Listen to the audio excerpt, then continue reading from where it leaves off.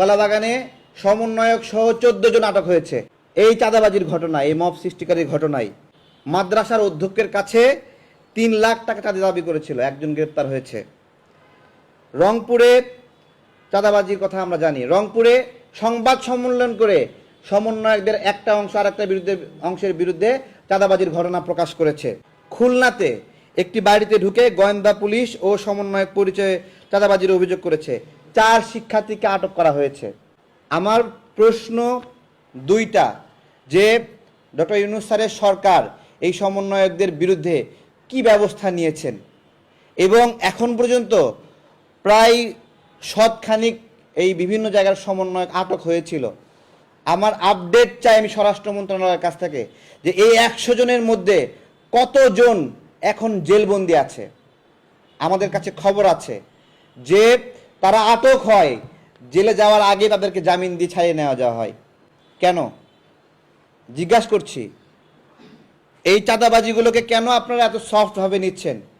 আমাদের এই গণ অভ্যুত্থান, এই বাচ্চা ছেলেপেলের মানে বিরামহীন চাঁদাবাজির জন্য কি এই গণ অভ্যুত্থান?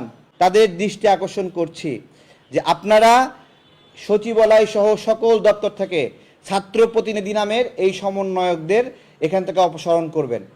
শুধু তাই না, আসিফ মাহমুদ, মাহফুজ আলম, তারা নিজেরাও এই ধরনের চাঁদাবাজি, এই ধরনের লুটপাট, বদলি বাণিজ্য, নিয়োগ বাণিজ্য এগুলোর সঙ্গে জড়িত। সচিবালয়ে 3 কোটি টাকার চেক পাওয়া গিয়েছিল। সেই তদন্তের জন্য 2 জন উপদেষ্টাকে দায়িত্ব দেওয়া হয়েছিল। আমরা আজকে সেই প্রায় 10 মাস পরে আমি জিজ্ঞাসা করছি যে সেই তদন্তের আপডেট কি? সময় নিয়েছিলেন 7 দিন, কেন? তাহলে এই আসিফ, এই যে নাহিদদের চলে গেছে, নাহিদ এখন উপদেষ্টা থেকে চলে গিয়ে এখন নিজের সরকারের বিরুদ্ধে কথা বলে। আমার প্রশ্ন যে নাহিদ সরকারে থাকা অবস্থায় কি কি করেছিল, এবং তার বিরুদ্ধে যে চাঁদাবাজি, তার বিরুদ্ধে যে নিয়োগ বাণিজ্য, বদলি বাণিজ্য, এর জবাব নাহিদ কিভাবে দেবে? নাহিদ নতুন বাংলাদেশ তৈরি করতে চায়। সে দায়িত্ব পেয়ে কত শতাংশ নতুন বাংলাদেশ তৈরি করেছে? কতটুকু পেরেছে? ইন্টারনেটের সেবার মান বলেন, ইন্টারনেটের দাম বলেন, কোন জায়গায় সে আমাদেরকে ভালো কিছু উপহার দিতে পেরেছে? আমরা সারা বাংলাদেশের নাগরিক সহ সবাইকে একটা কথা বলতে চাই যে আমাদের এই গণ অভ্যুত্থানে আপনারা যে আবেগ নিয়ে নেমে আসলেন, আমরা যে আবেগ নিয়ে নামলাম, আমি যে গুলিবদ্ধ হলাম, আমরা যে কারাবন্দী হলাম, আমরা কি এই ছোট ছোট বাচ্চা ছেলেপেলেকে তাদেরকে বিরামহীন চাঁদাবাজি এইসব করার জন্য আমরা দিয়েছি? আজকে যুগান্তরে একটা পোল হয়েছে, সেই পোলে 81% মানুষ মনে করে যে এই সমন্বয়করা চাঁদাবাজিতে জড়িত। 81% মানুষ। অথচ এই 81%, তার মানে 19% না, 19% মানুষ মনে করে চাঁদাবাজিতে জড়িত না।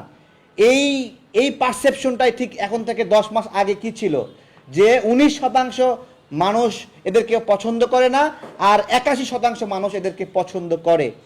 এই যে ঘুরে গেল, এই যে আমরা আন্দোলনকারীরা যে অজনপ্রিয় হইলাম, আমাদের জুলাই যে কলঙ্কিত হলো, এর জন্য দায়ী কে? দায়ীকে খুব সুন্দর করে ডক্টর ইউনূস স্যার এদেরকে ক্ষমতা দিয়ে দিয়েছেন। এই ক্ষমতার যে অপব্যবহার, এর দায় ওনাকে নিতে হবে। এবং আজকে ছাইরা দেমা কান্দে বাঁচি অবস্থা। 2 জন উপদেষ্টার সঙ্গে দেখা করেছি, তারা উল্টা বলছে তারেক নির্বাচন নিয়ে কথা বলো, আমরা আর পারছি না। যারা নির্বাচন নিয়ে ষড়যন্ত্র করতেছে তাদের বিরুদ্ধে কথা বলো। আমি বললাম স্যার বলেন কি ষড়যন্ত্র হচ্ছে? তো এই হলো সাম্প্রতিক সময়ের ঘটে যাওয়া বিষয়।